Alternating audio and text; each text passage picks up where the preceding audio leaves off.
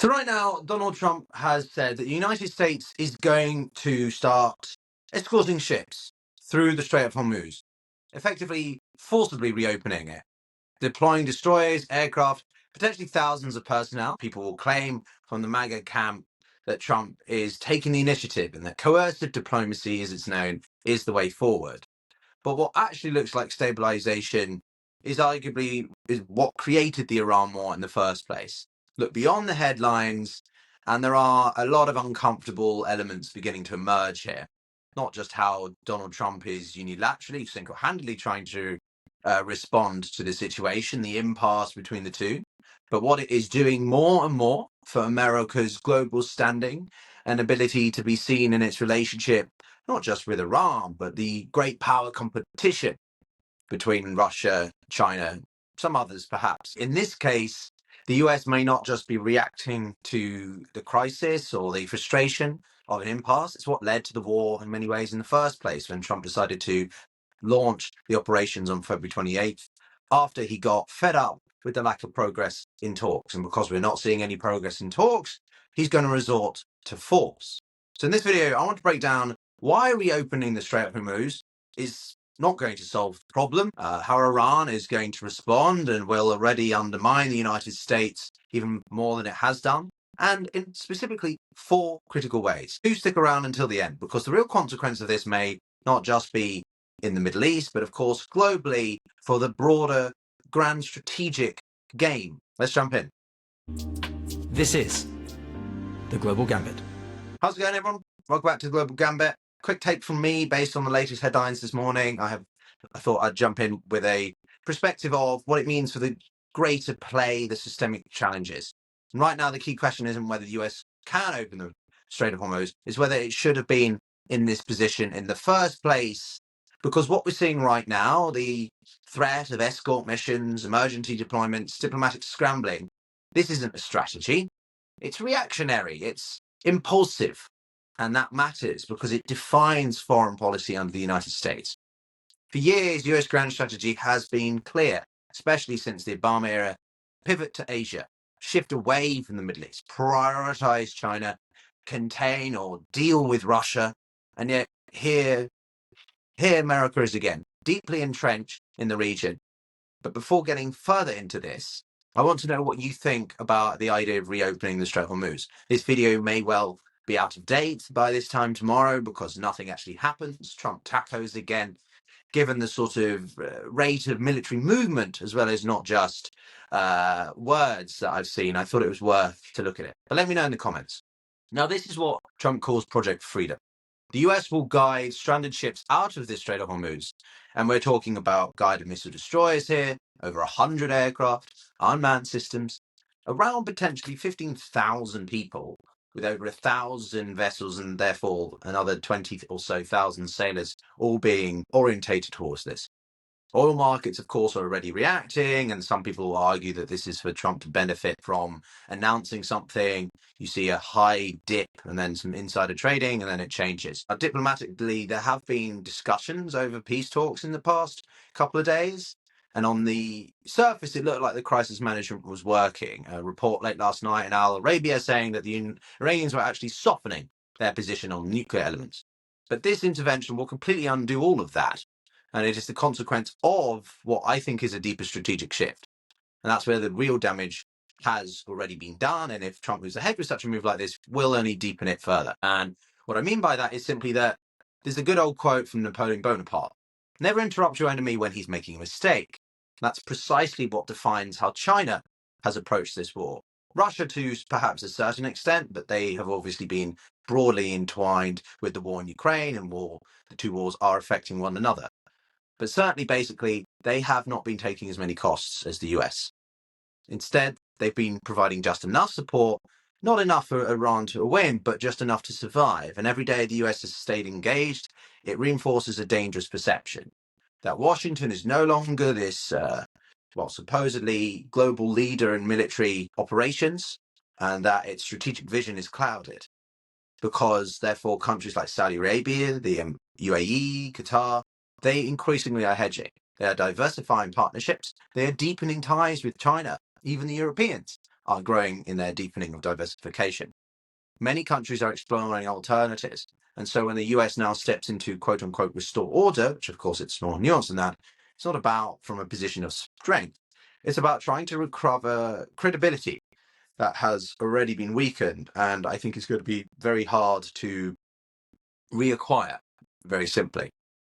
And so this is where things become more serious as well, because the issue isn't just what the US is doing right now, it's what it's not doing. What I mean by that is that the entire direction of American strategy was supposed to shift towards the Indo-Pacific, towards China, Taiwan, and the great power competition.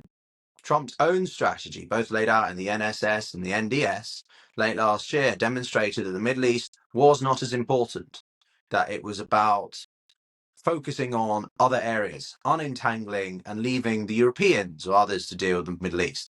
But the war has completely reversed that.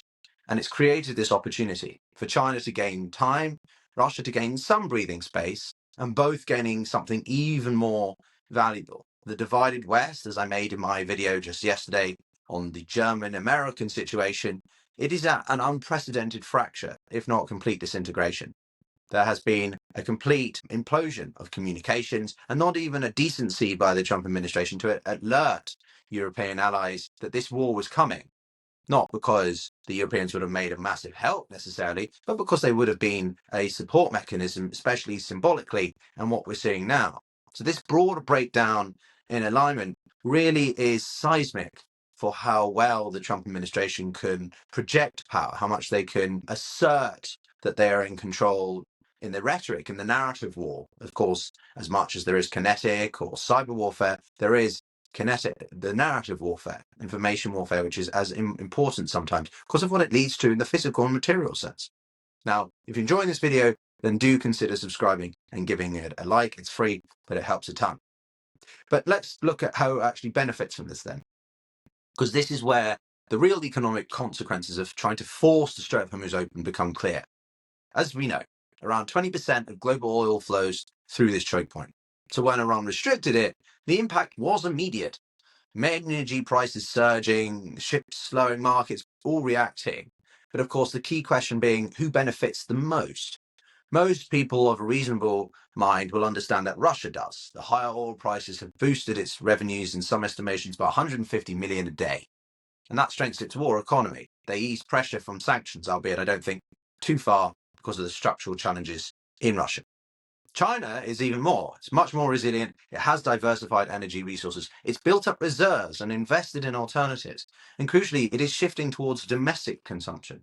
So while the shock hurts, it doesn't hit equally. And frankly, I think the longer this goes on, the less China's going to be hit hard. And the longer the instability continues, the more it erodes away US influence over global energy flows. Even if the US opens the strait, the damage to its control has already been done. And that's not even talking about the supposed energy monopoly that America has developed, which I think has been overblown. And then fourthly, there's the most important shift of all, because wars, of course, shape perception. I've alluded to it already, but let's get into it specifically. Perception shapes power. And Trump escalating after abandoning talks, well, that messaging is completely inconsistent. It undermines any credibility that the US government has left, if it ever had anything before. And therefore, both allies and rivals start asking, can the US be trusted to act as a security guarantor? So this is where China steps in. China's pushed for ceasefire discussions. It has supported diplomatic channels. It has positioned itself time and again as a mediator. This is a major shift because for decades, the US played that role. And while Trump likes to emphasize that it's the United States that has, or him specifically, that has helped negotiate and end 8, 9, or is it 29 wars? I've lost track at this point. Well, China steps in. The US is reopening the Strait of Hormuz. It's going to try to do this unilaterally. But the problem is that Trump doesn't even act as part of a team, as part of the broader foreign policy of America. It's America here, but Trump over here. So even if his team are trying to mitigate the risks or implications of his statements and reactions, he undermines it with his single-handed approach. Priorities can shift under pressure, and that's what rivals can benefit simply by waiting.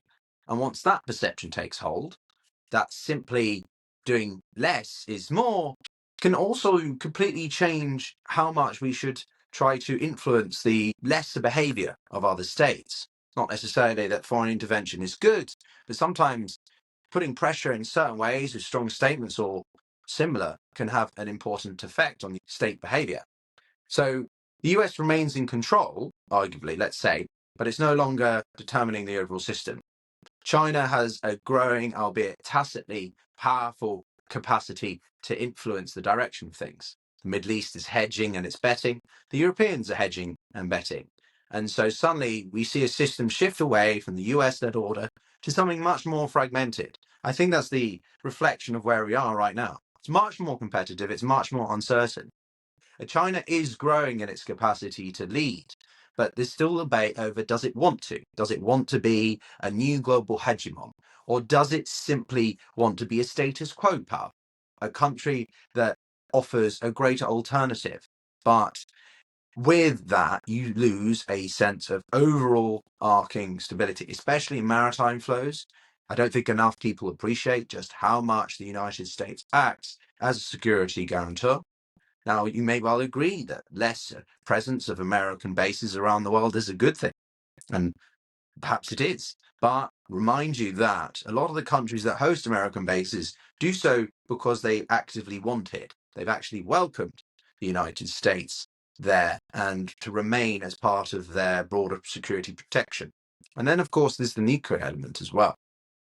If countries cannot depend on the United States' broader security provisions, which includes the idea of a security umbrella, be it in the European Union or in Eastern Asia between, say, Japan and South Korea, what tendency does this give towards nation states thinking, well, then we need to proliferate?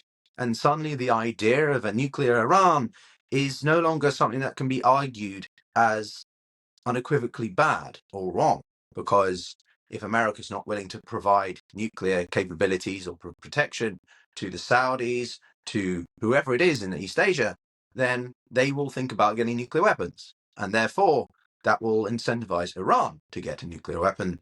And, well, the whole idea of non-proliferation and what has defined the latter half of the 20th century, or ever since the Second World War and the devastation that hit the world in Japan in 1945, is largely blown up in the air.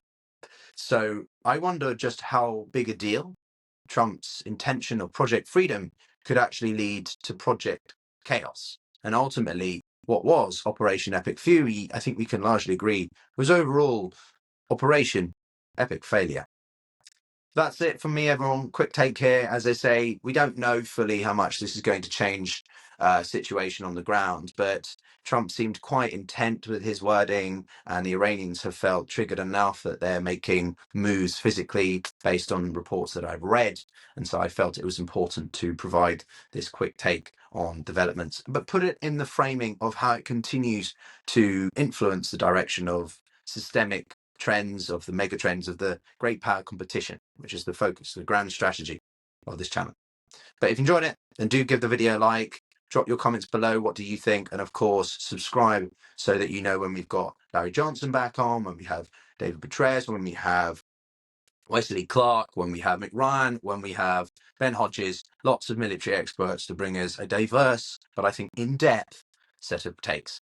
And watch this video here to understand what America's comments over Germany really means for Europe, NATO, and of course, Ukraine. Take care.